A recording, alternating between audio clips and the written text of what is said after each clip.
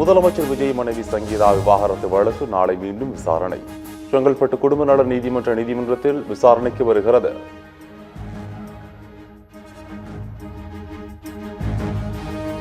புதிய ஆட்சி அமைந்த நாளிலிருந்து தாவேக நிர்வாகிகளை கொடும் குற்றச்செயல்களில் ஈடுபடுவது அதிகரித்துவிட்டது. சேலம், ஆலந்தூர் தாவேக பிரமுகர்கள் மீதான பாலியல் புகார்களை சுட்டிக்காட்டி எடப்பாடி பழனிசாமி அறிக்கை.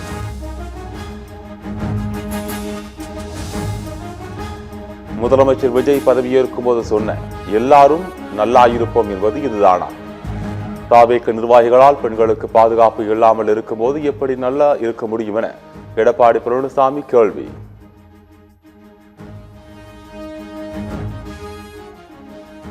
எடப்பாடி பழனிசாமி தொகுதியில் விசில் சின்னம் இருந்திருந்தால் அவரும் தோல்வியடைந்திருப்பார். பாஜக வாக்கு விழுக்காட்டை 4ஆக குறைத்ததுதான் நயினார் நாகேந்திரனின் சாதனை என அமைச்சர் செங்கோட்டையன் விமர்சனம். மக்களால் நிராகரிக்கப்பட்டிருக்க ஒரு முதலமைச்சர் அவர் இந்த மாதிரி கருத்து சொல்றது காட்டில அமைதியாக இருந்து தன் கட்சியை வளர்த்துற வழிபாடுறார். இதே எடப்பாடி பழனிசாமி எங்களுடைய கட்சியுடைய சின்னம் இருந்திருந்தால் அவர் இணைகிறார். தாவேக ஆட்சியில் மூடப்பட்ட 717 மதுக்கடைகள் பட்டியல் எங்கே? கடந்த ஆட்சி மூடப்பட்ட டாஸ்மாக் கடைகளின் பட்டியலை வெளியிட்டு திமுக கேள்வி.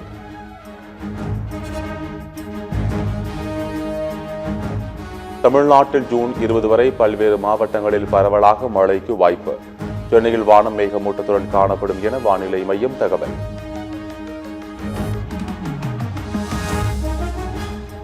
தமிழ்நாட்டில் அரியலூர், ஈரோடு, சத்தியமங்கலம் உள்ளிட்ட இடங்களில் பரவலாக மழை. வெப்பம் தணிந்து குளிர்ச்சி நிலவியதால் மக்கள் மகிழ்ச்சி.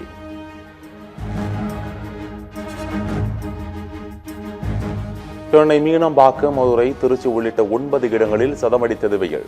நாகையில் அதிகபட்சமாக 104 டிகிரி ஃபாரன்ஹீட் வெயில் கொளுத்தியது.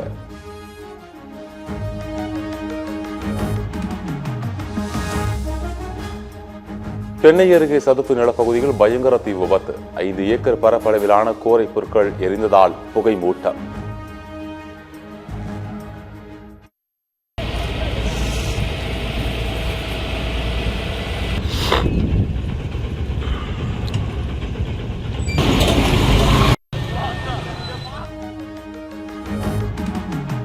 மதுராந்தகம் அருகே ஜிஎஸ்டி சாலையில் 5 கிலோமீட்டர் தூரத்திற்கு கடும் போக்குவரத்து நெரிசல்.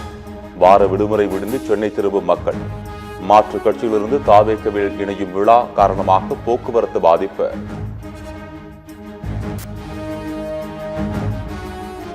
பாஜக கூட்டணியிலிருந்து வெளியேறியது தமிழ் மாநில காங்கிரஸ். கூட்டணிகள் தமாகவின் இலக்கை அடைய முடியவில்லை என ஜி.கே. வாசன் குற்றச்சாட்டு.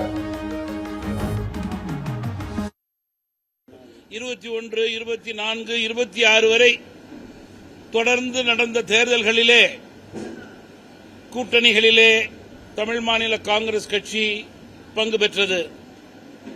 அதே நேரத்திலே தமிழ் மாநில காங்கிரஸ் கட்சியினுடைய இலக்கை எங்களால் அடைய முடியவில்லை.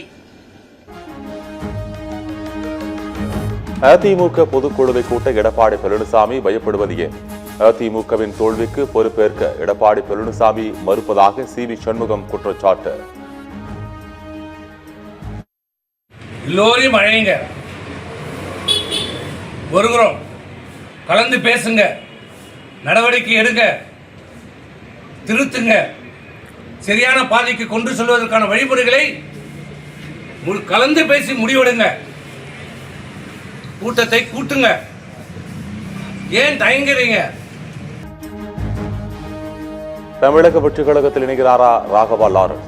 தாவேகவின் செயல்பாடுகள் அனைத்தும் சிறப்பாக உள்ளதால் அவகாசம் தர வேண்டும் என கருத்து. இந்த 1 மாசமா நான் பார்த்துட்டு தான் சார் இருக்கேன். என்னை பொறுத்த வரைக்கும் ரொம்ப நல்லா இருக்கு, சூப்பராகவே இருக்குன்னு சொல்லலாம். பாசிட்டிவா திங்க் பண்ணுங்க. புதுசா அரசு வேணும், மாற்றம் வேணும்னு கேக்குறீங்க. மாற்றம் வந்துடுச்சு, மாற்றத்துக்கு கொஞ்சமான டைம் கொடுக்கணும்வா? சாத்தான்குளம் இரட்டை கொலை வழக்கில் குற்றவாளி என அறிவிக்கப்பட்ட முன்னாள் காவலர்கள் 5 பேருக்கு சிறையில் முதல் வகுப்பு வழங்க நீதிமன்றம் மறுப்பு. குற்றத்தின் கொடூரத்தன்மையை கருத்தில் கொண்டு சிறையில் எந்த சலுகையும் வழங்கப்படாது என மனுவை தள்ளுபடி செய்தார் நீதிபதி. மின்தடை ஏற்படும் பகுதிகளை கண்காணிக்க 125 குழுக்கள் அமைக்கப்பட்டுள்ளது. 500 பேர் கொண்ட குழு இரவு முழுவதும் ரோந்து பணியில் ஈடுபடும் என அமைச்சர் நிர்மல்குமார் பேட்டி.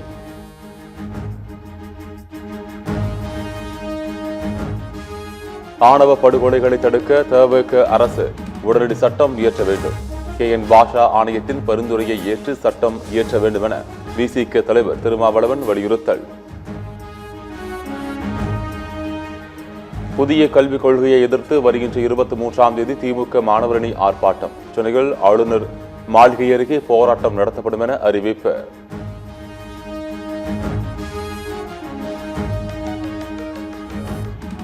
நாமக்கல் அருகே துப்பாக்கியை காட்டி மிரட்டி நகையை கொள்ளையடித்த 2 பேர் கைது. 9 சவரன் நகைகள் பறிமுதல். கொள்ளை நடந்த 2 நாட்களில் போலீஸ் நடவடிக்கை.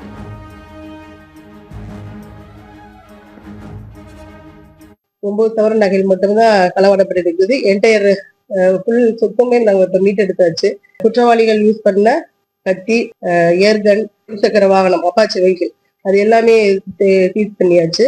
குற்றவாளி அதான் நாங்கள் CCTV ஃபாலோ பண்ணி சயின்டிஃபிக்காக பார்த்து தான் கண்டுபிடிச்சிருக்கோம்.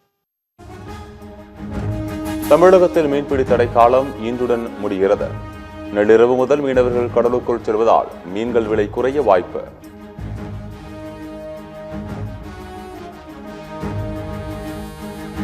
கென்யா நாட்டிலிருந்து மருத்துவ சிகிச்சைக்காக துபாய் வழியாக சென்னைக்கு விமானத்தில் கொண்டு வரப்பட்ட குழந்தை உயிரிழப்பு. விமானம் வானில் பறந்து கொண்டிருந்த போது குழந்தை உயிரிழந்தது குறித்து போலீசார் விசாரணை.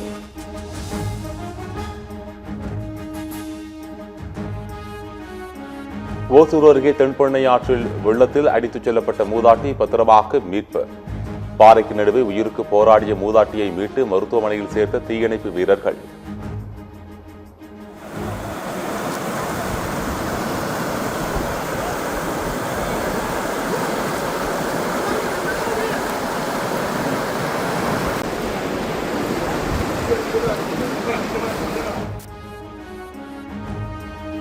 புதுச்சேரியில் திடீரென பெய்த மழையால் அறுவடைக்கு தயாராக இருந்த 300 ஏக்கர் நெற்பயிர்கள் சேதம். சேதங்களை கணக்கிட்டு இழப்பீடு வழங்க வேண்டும் என விவசாயிகள் கோரிக்கை. புதுச்சேரியில் மினிலாரி வாடகை நாளை முதல் 15 விழுக்காடு உயர்கிறது. டீசல் விலை உயர்வால் வாகன உரிமையாளர்கள் சங்கம் அறிவிப்பு.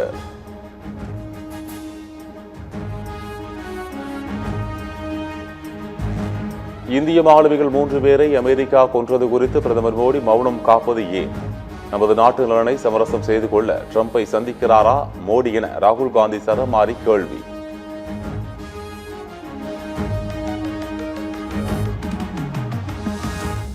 பெங்களூருவில் பெய்த கனமழையால் போக்குவரத்து பாதிப்பு.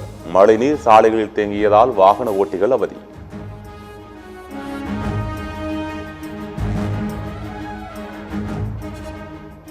திரிணாமுல் காங்கிரஸ் அதிருப்தி எம்பிக்கள் மத்திய அமைச்சர் பூபேந்தர் யாதவை சந்தித்து புதிய வியூகம். நாடாளுமன்றத்தில் தனி அணியாக செயல்பட திட்டம்.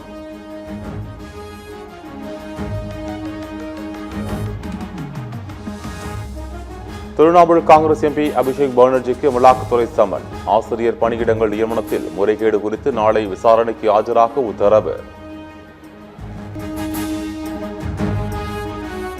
பிரான்சின் நைஸ் நகரில் பாரத் இன்னோவேட்ஸ் மாநாட்டை இந்த நாட்டின் அதிபர் மேக்ரான், பிரதமர் மோடி தொடங்கி வைத்தனர். 2 நாடுகளின் பொருளாதாரத்தை மேலும் வலுப்படுத்த நடவடிக்கை.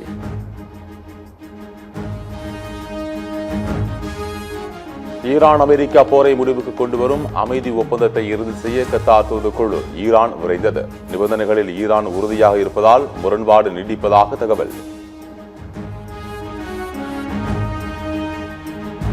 உலகக்கோப்பை கால்பந்து போட்டியில் நெதர்லாந்து, ஜப்பான் அணிகள் இன்று பல பரீட்சை. மெக்சிகோ, கனடா, அமெரிக்க நாடுகளில் உலகக்கோப்பை கால்பந்து போட்டி.